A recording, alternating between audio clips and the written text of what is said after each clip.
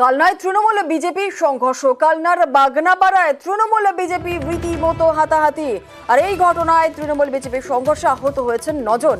কালনার ঘটনা, আমাদের সঙ্গে রয়েছেন আমাদের প্রতিনিধি নবকুমার। নবকুমার, বিজেপি এবং তৃণমূলের এই সংঘর্ষ ঠিক ঘটনার সূত্রপাত কোন জায়গায়, ঠিক কি ঘটেছিল?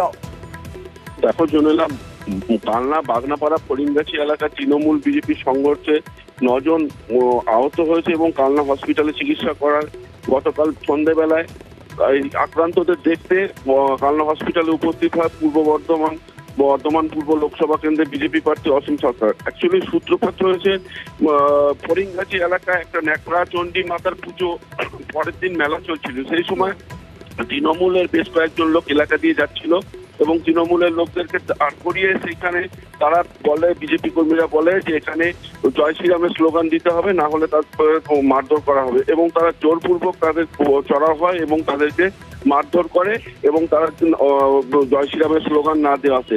কিন্তু এই অভিযোগ টোটালি নস্যাৎ করে দেয় বিজেপি কর্মীরা। তারা বলে যে আমাদের উপরে, আমরা কেন এজেন্ট বসিয়েছি ভোটের বিভিন্ন এলাকাতে, সেই জন্য তৃণমূলের লোকেরা আমাদেরকে বেধড়ক মারধর করেছে। এই ঘটনার পাশাপাশি আরো 2-1 জায়গায় এই ধরনের ঘটনা ঘটেছে। অসীম সরকার তিনি এই প্রসঙ্গে বলেন যে তৃণমূল হেরে যাবে বলে বুঝতে পেরে তারা কর্মীদের উপর আক্রমণ করছে। জুনেলা, ধন্যবাদ। মাত্রাতিরিক্ত উচ্ছ্বাস বলুন, উদ্ধত্ত বলুন, মদের ফোয়ারা বলুন, এমন একটা কেওয়াস করে রাস্তা দিয়ে যাচ্ছিল। ওরা পাশ দিয়ে বাইক নিয়ে আসছিল, দাঁড় করিয়ে তাদেরকে জোর করে জয় শ্রীরাম ধ্বনি বলা করাবে, তাদের ছিল এই মোটিভ। উত্তম মধ্যম দেওয়া শুরু, বেদম প্রহার। আমাদের এই 4টে কর্মী ভীষণভাবে আহত।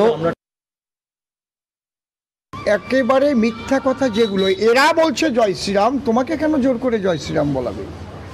জয় শ্রীরাম শুনলে তো তোমাদের কানে আঙুল দাও, ওটা তোমাদের গালাগালি।